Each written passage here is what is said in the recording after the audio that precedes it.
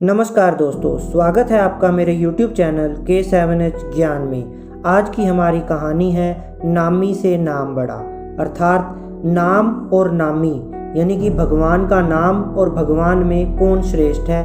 ये बहुत ही रोचक कहानी है। कहानी शुरू करने से पहले अगर आप मेरे चैनल पर नए हैं तो चैनल को सब्सक्राइब जरूर कर दें और वीडियो को लाइक शेयर करना ना भूलें। तो आइए कहानी शुरू करते हैं। लंका विजय के पश्चात जब राम अयोध्या लौटे और राज तिलक हो गया तो एक दिन राज दरबार में महर्षि वशिष्ठ, विश्वामित्र, नारद तथा अन्य ऋषि धार्मिक विषयों पर विचार विमर्श के लिए पधारे। जब उसी प्रकार के विषयों पर चर्चा चल रही थी तब देवर्षि नारद ने एक प्रश्न उठाया कि नाम और नामी में कौन श्रेष्ठ है। ऐसे प्रश्न को सुनकर ऋषियों ने कहा, नारद जी, नामी से तुम्हारा क्या तात्पर्य है, स्पष्ट करो। नारद जी ने कहा, ऋषियों, नाम तथा नामी से तात्पर्य है कि भगवान नाम का जप भजन श्रेष्ठ है या स्वयं भगवान श्रेष्ठ है।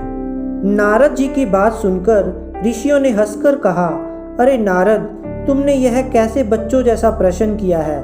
निश्चय ही है भगवान श्रेष्ठ हैं, क्योंकि उन्हीं के नाम का तो जप किया जाता है। नारद ने कहा, नहीं, आपकी यह धारणा ठीक नहीं है। मेरे विचार से भगवान से बढ़कर उनका नाम है। भक्त को भगवान के नाम के जप से ही शक्ति मिलती है, क्योंकि नाम के भजन के बिना भगवान कहाँ कृपा करते हैं। पर यह बात सबने आसानी से स्वीकार नहीं की तो नारद ने कहा, अपने मत की प्रतिष्ठा के लिए मैं इसे उचित समय पर प्रमाणित करूंगा। इसके कुछ देर बाद राज दरबार स्थगित हो गया। हनुमान उस दिन दरबार में उपस्थित नहीं थे, इसलिए हनुमान को इस विवाद के बारे में कुछ नहीं पता था। दूसरे दिन राज दरबार लगने से पहले नारद ने हनुमान को बुलाया और कहा, हनुमान, राज दरबार में जाने पर तुम श्री राम तथा उपस्थित ऋषियों को विनय पूर्वक प्रणाम करना, पर विश्वामित्र को प्रणाम मत करना। वे भले ही ऋषि का चोला धारण किए हैं, पर वे ब्राह्मण नहीं हैं। क्षत्रियों की पूजा ब्राह्मणों जैसी नहीं होती। हनुमान ने सोचा, नारद देवताओं के ऋषि हैं, ठीक ही कह रहे होंगे, उनकी बात अवश्य माननी चाहिए। उन्होंने कहा, ठीक है देवर्षि, मैं ऐसा ही करूँगा। दरबार में भगवान श्री राम सिंहासन पर बैठे थे। मंत्री तथा ऋषि आदि भी अपने अपने आसन पर विराजमान थे। थोड़ी ही देर में हनुमान जी आए, भगवान श्री राम के चरणों में प्रणाम किया, फिर ऋषियों का चरण स्पर्श कर प्रणाम किया, फिर उन्हीं के बीच बैठे विश्वामित्र को न तो उन्होंने प्रणाम किया और न ही किसी प्रकार का आदर भाव दिखाया। हनुमान के इस व्यवहार से विश्वामित्र ने अपने को बड़ा अपमानित समझा। वे राजा तथा ऋषियों के बीच इस प्रकार अपनी उपेक्षा व अपमान को सहन ना कर सके। तत्काल ही क्रोध में उठ खड़े हुए और श्री राम से बोले, श्री राम, तुमने अपने इस मुँह लगे सेवक की धृष्टता देखी। भरे दरबार में इसने किस प्रकार मेरी उपेक्षा की तथा उद्दत भाव से मेरा अपमान किया। श्री राम ने कहा, गुरुदेव शांत हो जाइए, मैं हनुमान से इस धृष्टता का कारण पूछूंगा। विश्वामित्र का क्रोध शांत नहीं हुआ। उन्होंने कहा, यह तो आपने प्रत्यक्ष देखा है, पूछने की क्या आवश्यकता है। अस्त्र शस्त्र के क्षेत्र में मैं तुम्हारा गुरु रहा हूँ, यह गुरु आज्ञा है, इसे दंड दीजिए। नारद ने भी विश्वामित्र की हाँ में हाँ मिलाई तथा कहा, भगवान विश्वामित्र ठीक कहते हैं, हनुमान ने इनका प्रत्यक्ष अपमान किया है। आपके उदंड सेवक को दंड मिलना चाहिए। नारद की बात सुनकर हनुमान असमंजस में पड़ गए। भरे दरबार में अपनी स्थिति देखकर कुछ बोल तो ना सके, पर सोचने लग गए कि जिस नारद के कहने पर मैंने ऐसा किया, वही नारद अब मेरा बचाव न करके मुझे दंड देने की बात में सहमति जता रहे हैं। नारद का यह चरित्र समझ में नहीं आता। इधर की उधर लगाना और दो लोगों के बीच भ्रम पैदा करके उन्हें लड़ने में इन्हें कौन सा आनंद आता है। भले काम को बिगाड़ने वाला यह कैसे ऋषि है। भगवान श्री राम किसी प्रकार की दंड की घोषणा करते इससे पहले ही नारद ने कहा, भगवान, इस संबंध में शांत भाव से विचार कर कल दंड दीजिएगा। उत्तेजित अवस्था में अभी इस समय हनुमान को दंड देना उचित नहीं है। सबने इस सुझाव को स्वीकार किया और सभा स्थगित हो गई। रात को हनुमान नारद के आश्रम में आए और कहा, देवर्षि, आप यह कौन सा खेल खेल रहे हैं? मेरा वध कराकर आपको क्या मिलेगा? मैंने तो जो कुछ अविनय किया वह आपकी आज्ञा से ही किया था।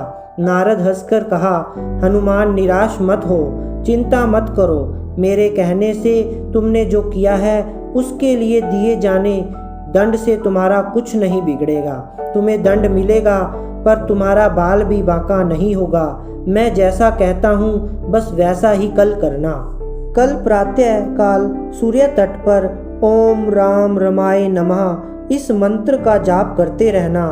कोई कुछ कहे तुम कुछ मत सुनना, बस यह मंत्र प्रेम भाव से जपते रहना। प्रातः हुई हनुमान जी स्नान कर सरयू तट पर खड़े होकर मंत्र जाप करते रहे।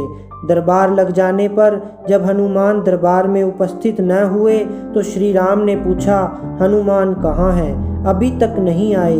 विश्वामित्र ने कहा, आप आज दंड देने वाले थे, शायद इसलिए डरकर नहीं आया। नारद ने कहा, मैंने अभी थोड़ी देर पहले सरयू तट पर उसे स्नान ध्यान करते हुए देखा है। भगवान राम ने कहा, यह हनुमान की एक और उदंडता है। हम स्वयं तट पर जाकर वहीं हनुमान को दंडित करेंगे। राम विश्वामित्र ऋषियों तथा मंत्रियों के साथ सरयू तट पर हनुमान को दंड देने के लिए पधारे। श्री राम अपने भक्त को बार बार करुणा भरी दृष्टि से देखते तथा सोचते कि अपने दुर्दिन के साथी ऐसे परम भक्त पर कैसे बाण चलाए। उधर गुरु विश्वामित्र के कोप का डर भी उन्हें सता रहा था। गुरु की मर्यादा की रक्षा के लिए उन्होंने हनुमान को दंड देने का निश्चय किया। श्री राम ने धनुष पर बाण चढ़ाए और हनुमान को लक्ष्य बनाकर बाण छोड़ दिए। अरे यह क्या!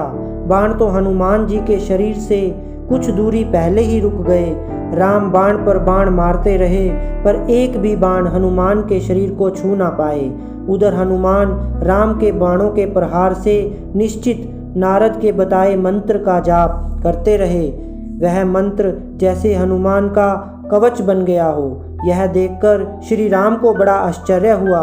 हनुमान में यह कैसी शक्ति आ गई है? उनके दंड का प्रयास व्यर्थ हो रहा था।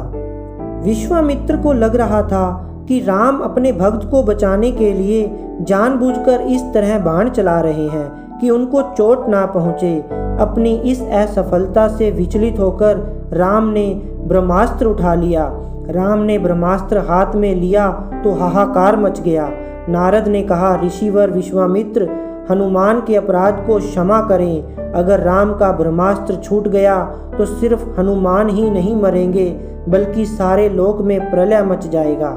ब्रह्मास्त्र से निकली ज्वाला देखकर विश्वामित्र भी डर गए। उन्होंने राम को रोकते हुए कहा, राम, ब्रह्मास्त्र को वापस तुनीर में रखिए। हनुमान के अविनय को मैंने क्षमा किया। इतना सुनते ही हनुमान को जैसे जीवन दान मिला। राम को धर्म संकट से मुक्ति मिली। सब लोग प्रसन्न हुए। हनुमान ने आकर विश्वामित्र से क्षमा मांगी और नारद जी की ओर देखा। नारद ने हंसकर कहा, प्रभु, इसका कारण मैं हूँ। मैंने कहा था ना, भगवान से बढ़कर भगवान का नाम जपना श्रेष्ठ है। उसे प्रत्यक्ष सिद्ध कर दिया मैंने। हनुमान ने इष्ट देव भगवान राम के नाम के बीज मंत्र से भगवान की शक्ति क्षीण कर दी। जिस प्रभु के नाम का जप होता है वह प्रभु अपने नाम जाप की शक्ति के आगे शक्तिहीन हो जाते हैं। इसलिए कहता हूँ कि नामी से नाम बड़ा। यह कहकर नारद देवलोक को चले गए। दोस्तों, यह थी हमारी कहानी नामी से नाम बड़ा। अगर ये कहानी आपको अच्छी लगी हो तो प्लीज़ वीडियो को लाइक, शेयर एंड सब्सक्राइब जरूर कर दें। थैंक यू दोस्तों।